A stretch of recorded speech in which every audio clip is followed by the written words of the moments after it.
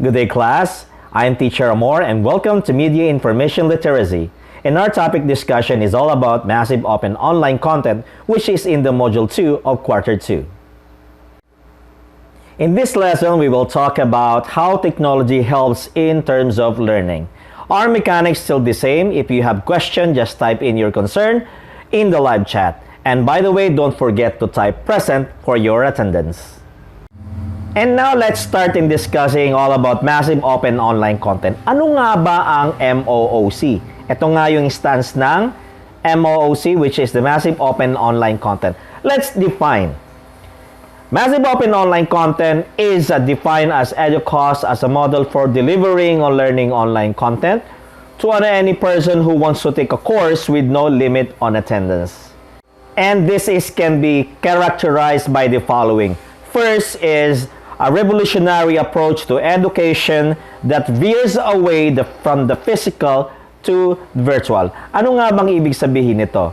From the word says physical to virtual. Ibig sabihin, unang panahon, meron tayong tinatawag na mga traditional way of learning, but now we have online learning. So, ibig sabihin, we can actually have learning by means of having computers, gadget, anywhere and any place. Pangalawa, a kind of learning that happens online, breaking from the norm of traditional schools and universities for the higher education. And this is a kind of learning that happens online, breaking the norms of traditional schools or other universities for higher education. So yung mga eskwelahan, nagkakandak na yan sila ng mga iba't ibang klase ng course, especially in college. So a lot of universities and college nowadays improving their online technology because of what happened for today's issue. Yun nga yung may pandemic ngayon.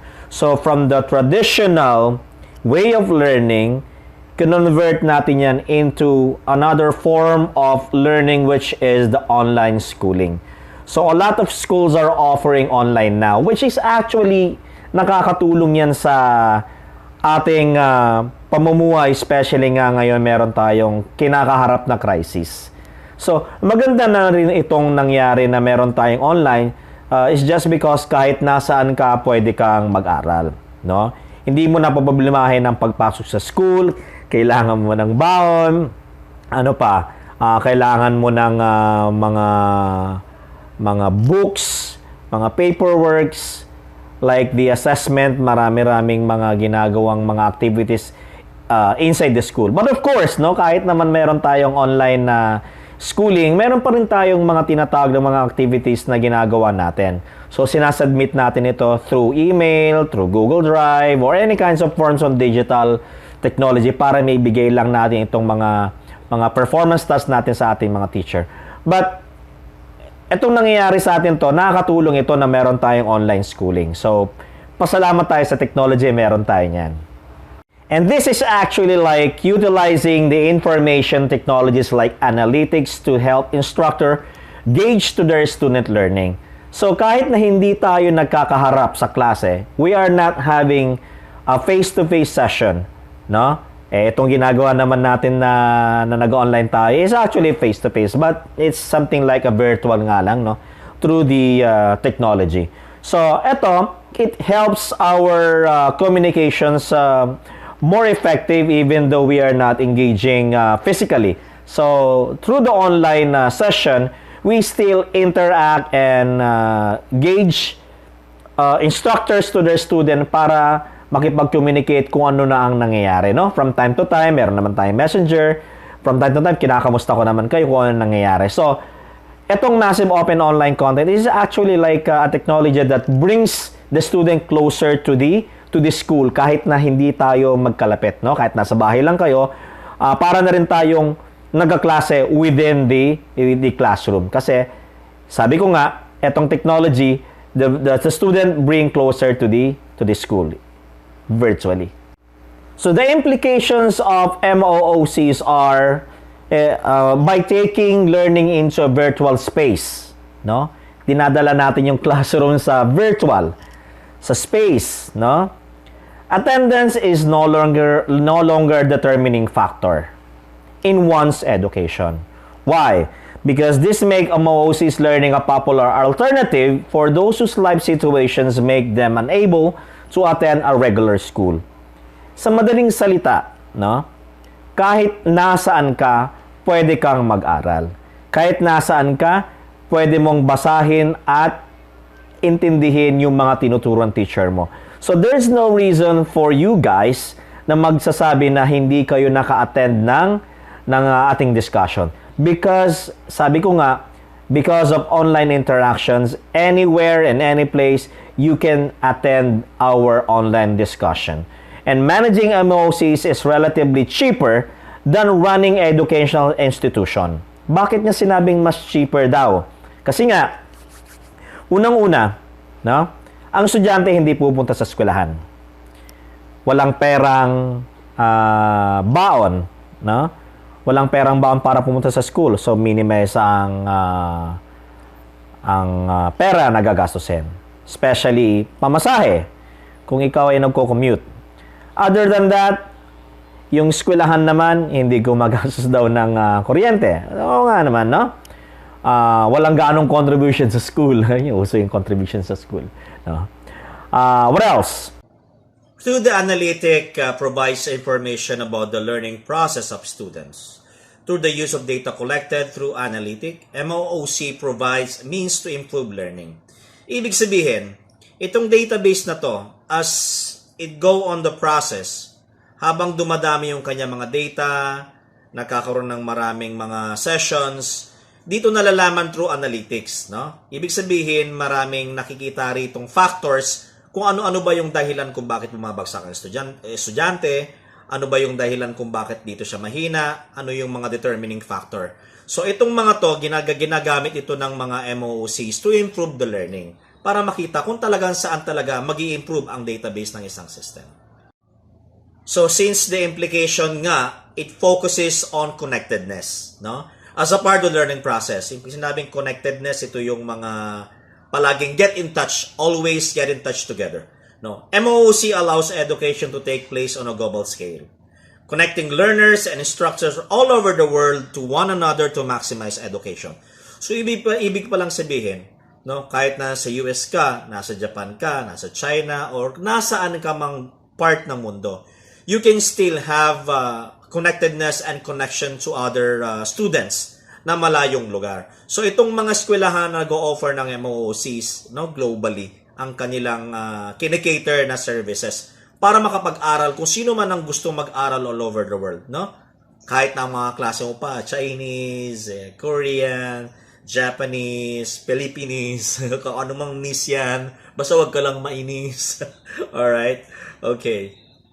Ito medyo mas interesting yung pag-uusapan natin ngayon, yung tinatawag nating advantages and disadvantages of wearable technology. So ano ba yung tinatawag nating wearable technology? So wearable technology is seen to be the upcoming technology of the future. Wearable technologies such as smartwatches.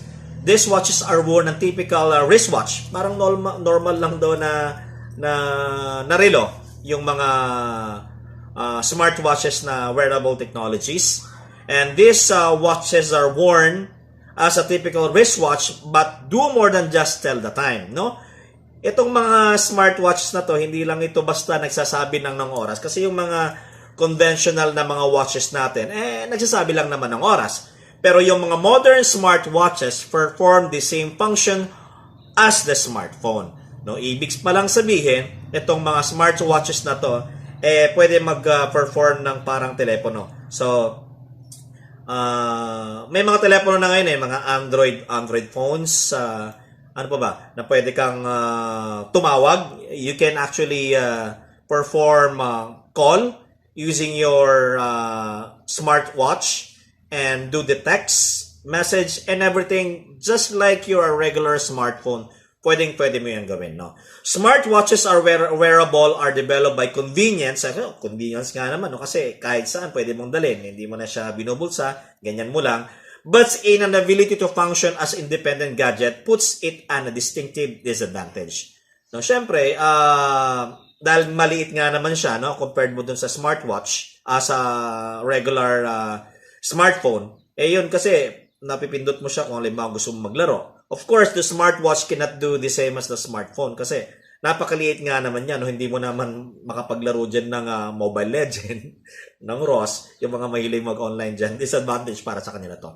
But for the businessman na always on the go, napaka-useful ito para sa kanila kasi hindi na nila kukunin ng kanilang cellphone, just make a pindot-pindot only on their smartwatch. You can actually see the incoming email or messages or something. So napaka-convenient para sa mga businessman to. Pero para sa mga gamer, disadvantage ito para sa inyo. Another example is a fitness tracker. And it is derived from the smartwatches, no? Smartwatch din siya, yung mga fitness tracker na yan. And yung kanyang physical design is the same nga, but serves health application. Ibig sabihin, ginagamit ito para sa mga pag-monitor ng mga puso or pang-exercise. Fitness trackers aim to promote health and wellness among its enthusiasts. Unfortunately, issues in their accuracy had been raised in several reviews. O nga naman, no? Kasi meron tayong mga technology ngayon na nagkakaroon ng tinatawag nating bug. Ano nga ba yung accuracy na nagagawa nila? But this gadget, just only for tinatawag nating supporting lang siya. Yung pang-monitor para meron tayong pagbasehan. Just in case magkaroon ng failure yung ating health condition, so meron tayong basehan. Pero minimal lang naman yung mga reviews na inaccurate yung kanilang mga result. But nevertheless, karamihan pa rin ng mga applications or yung technologies na involves with the physical fitness tracker, effective naman sila. Kaya itong mga to, karamihan ng mga gumagamit ito, yung mga mayayaman. Kasi medyo this fitness tracker is actually expensive compared with a regular wristwatch. Of course, siyempre may application. Another dyan, yung napaka-exciting ito, yung tinatawag nating VR or yung tinatawag nating virtual reality. So, this is also a wearable technology. So, ginagamit din ito. When we say wearable kasi, ito yung sinusuot natin. So, like the wristwatch, sinusuot yan. Yung VR, what we call the virtual reality, sinusuot din yan. So, this is technology gradually growing in popularity among the enthusiasts. Number one manufacturer ng virtual reality gadget is the Oculus.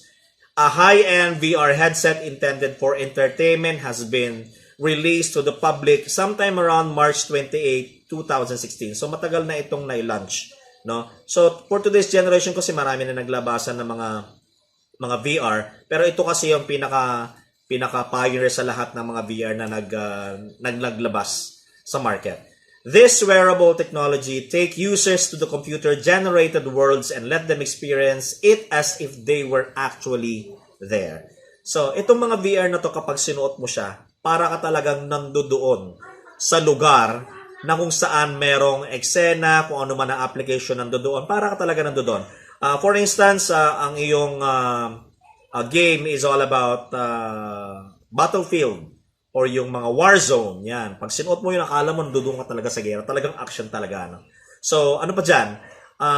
Yung mga tinatawag nating mga 3D or 3-dimensional, pag sinuot mo yan, napakagandang isuot talaga yan, no? Talagang parang nandoon ka. So, one time, nagsuot ako niyan before, talagang napakaganda. So, meron na nga yung mga ginagawang ng mga ibang mga manufacturer, yung tinatawag nating VR box. Ilalagay daw ito sa parang cellphone, no? May cellphone ka, nilalagyan yan. So, using the cellphone, yung VR box na yan, so kahit na wala ka dun sa mismong gadget ng VR, using only the VR box, gamit ng cellphone mo, hanap ka lang ng mga videos na may mga 3D, magagamit mo na yan. At saka effective. Alright? In addition to your virtual reality experience, the concept of the 3D environment technology will help you to experience more lively when you're using the virtual reality devices. So the 3D and 3-dimensional in its literal sense refers to anything that has the width, the height, and the depth. The physical world is an example of a 3D. Yung ating Earth, yung surroundings mo, so lahat ng nakikita mo, is an example of a 3D environment. So the concept of a 3D environment is explored to mimic the physical world in the form of media. So, ang hirap nga naman, no, yung parang isang lugar na hindi mo pa napuntahan. Iniisip mo, ano kaya experience ang po pwedeng meron doon? So, because of having a 3D technology, using the virtual reality gadget, you can experience a different kind of situations dun sa lugar na yon. Kasi kahit na hindi mo pa napupuntahan yon, kung merong 3D at merong virtual reality, para ka na rin nandoon sa isang lugar na pinagganapan ng isang pangyayari. So, pasalamat tayo, we have the technology of 3-dimensional. So, another concept of the 3D environment technology is the film industry. So, sa film industry, these are among the most common media offerings that incorporates 3D. So the 3D films make objects in their material appear solid to the audience through the illusion of perceptions. So earlier, 3D motion pictures record audience to wear glasses with red and blue lenses. So itong mga film industry or yung mga film creator, gumagawa na rin sila ng mga 3D film na pinapalabas sa mga sinihan. So other than this, kailangan mong magsuot ng mga 3D lenses para mas maganda talaga experience mo. No, one time na pumunta ako ng SM noon sa Manila, isang cinema nila doon merong 3D. So bago ka pumasok, pinagsusuot ka nila ng mga red and blue lenses para mas talagang kaakit-akit yung mga pinapanood mo. Isa pang napuntahan ko yung sa Enchanted Kingdom, yung pag parang nasa roller coaster ka, no? Roller coaster yung pinapanood mo, pero pag nasinuot mo na yung lenses, talagang parang ikaw yung nakasakay sa roller coaster. Tapos yung upuan mo pa, gagalaw-galaw yung upuan mo. Talagang parang nag-rock and roll talaga yung roller coaster ride na habang pinapanood mo siya. Talagang parang totoong-totoo talaga siya. Kasi gumagalaw pati upuan no? So, yun yung magandang experience sa mga technology ngayon.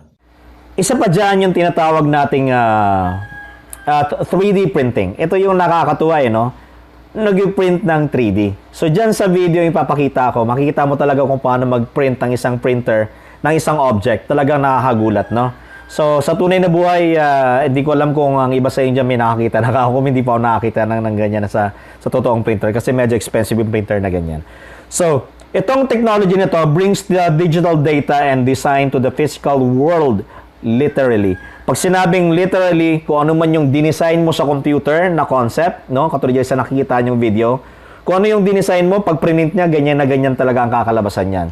So the concept of 3D bioprinting or 2D printing, using human material like tissue and bones to create organs or body parts that can be theoretically translated to an actual human aims to solve that. So yung nakita niyo mag-print dyan, parang mga barko, no? Iba dyan pwede mag-print ng prosthetics. No? So marami itong technology natin ngayon ang pwedeng gawin.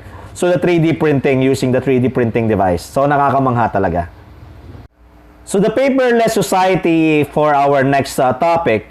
The paperless society is a society where communication is done electronically.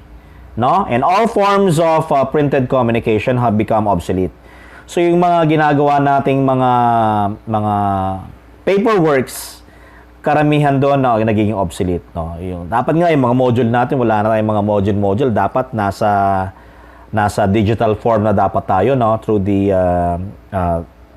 tablet, laptop, smartphone, computers, di ba? Ganyan. Pero syempre, meron pa rin talaga mga isolated na lugar na hindi kaya ng technology na ganun. That's why yung mga paperless pa rin medyo meron pa rin mangilan-ngilan, no?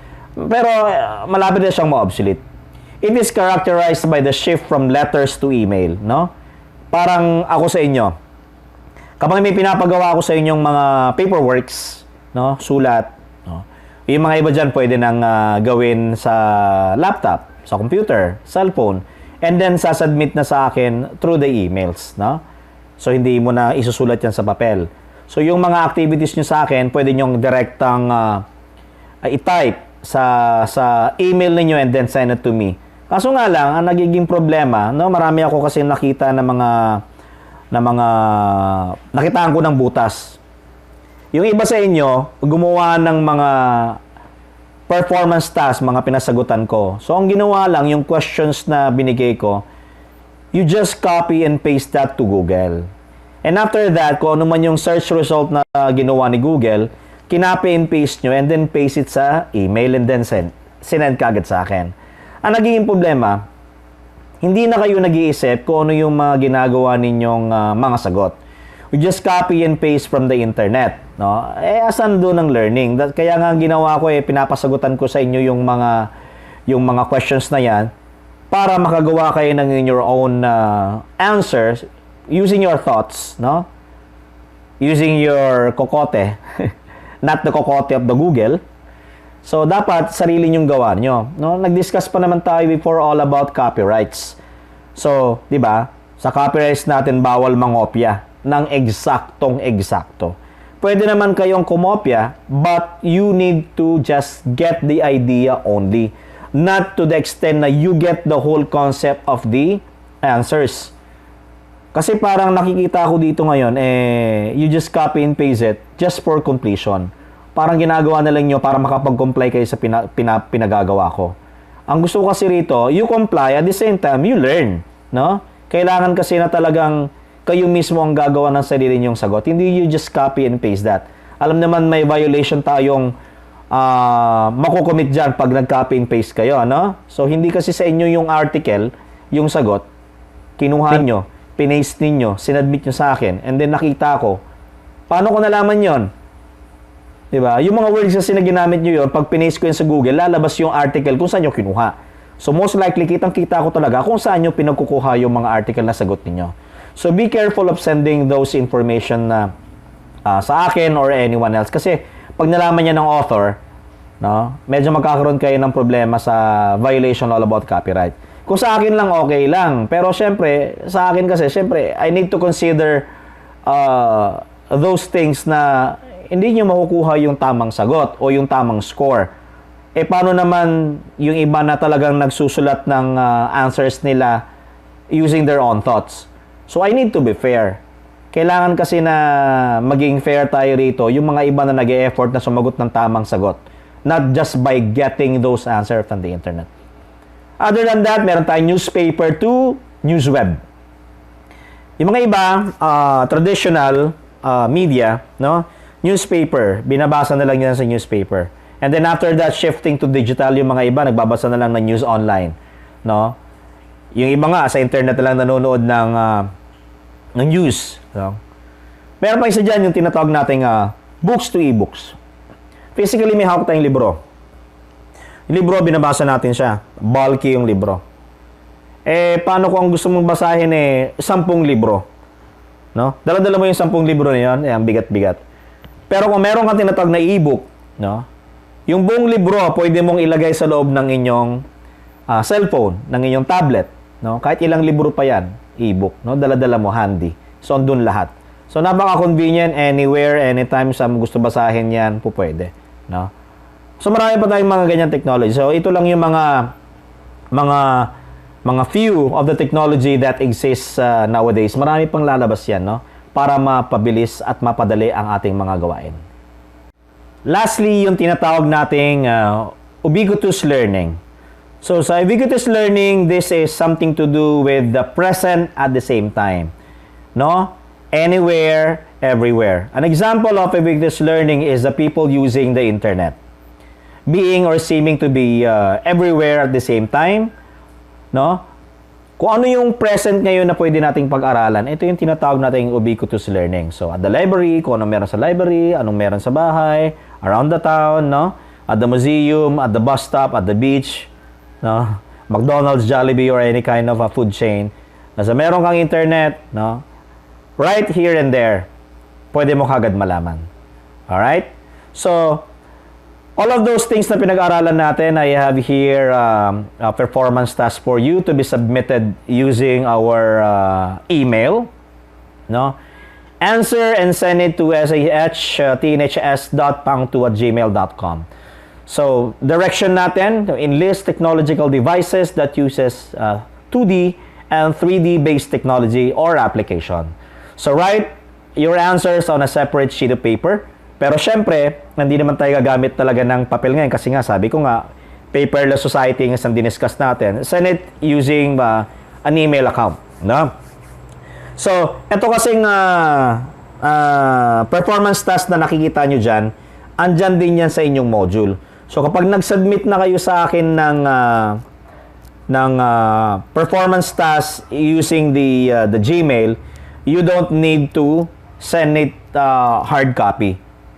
Yung mag-send ng hard copy, wala pa rin kayong grade sa akin sa performance task using the Gmail. Kasi ang instruction ko, send it to my Gmail account. Itong performance task na to. So, hindi kayo gagawa ng hard copies dito. Kung susulat man kayo, no, using the hard copy, picturean nyo siya. Take a photo shot or screenshot of the paperwork na ginawa mo, then attach to your email, then send it to me. Kailangan nyo pa rin siyang ipadala sa email ko. Malinaw? So, yung pangalawang papagawa ko, ganito rin, no? Draw a poster advertising the use of a 3D-based technology. Okay? Gusto nyo, i-drawing nyo siya sa papel and then take a picture. No? Make sure na wala kayong i-copy and paste sa internet. No? Gusto ko sariling handouts ninyo, sariling drawing ninyo using the Scratch.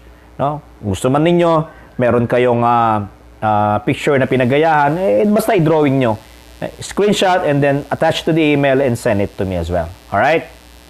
So, kapag nakagawa kayo niyan, no need to send a hard copy to me. Tago nyo lang yan kung gusto nyo may evidence kayo. Next is write a design slogan focusing the use of technology. Alright?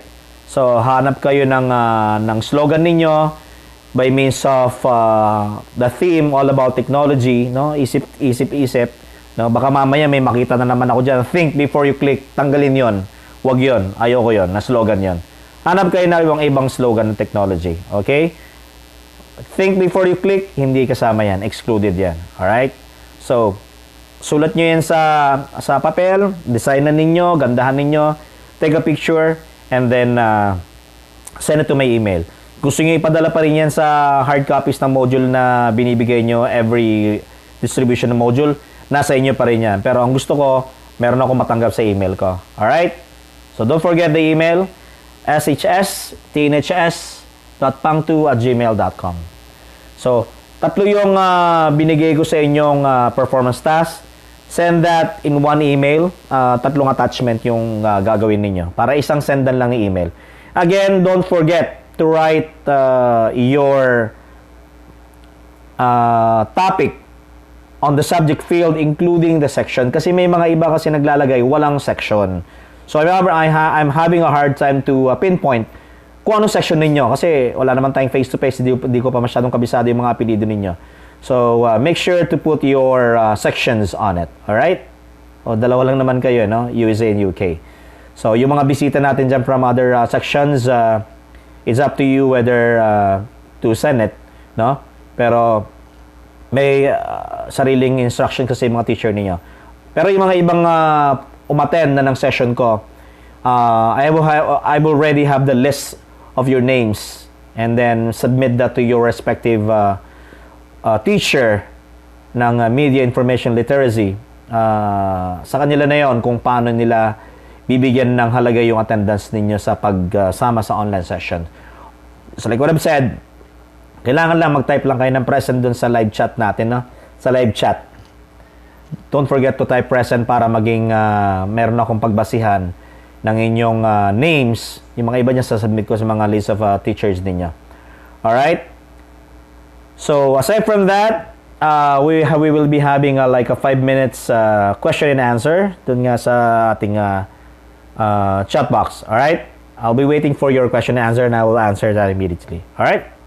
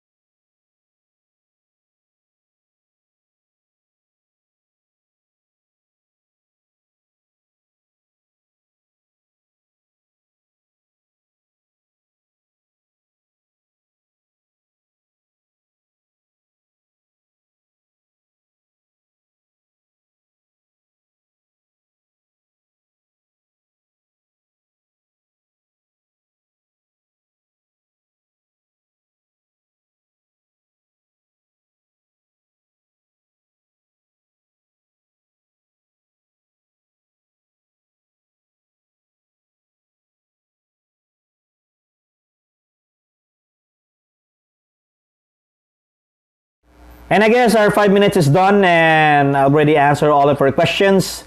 So I hope that you learn many things today, especially some technologies like the wearable technologies, no?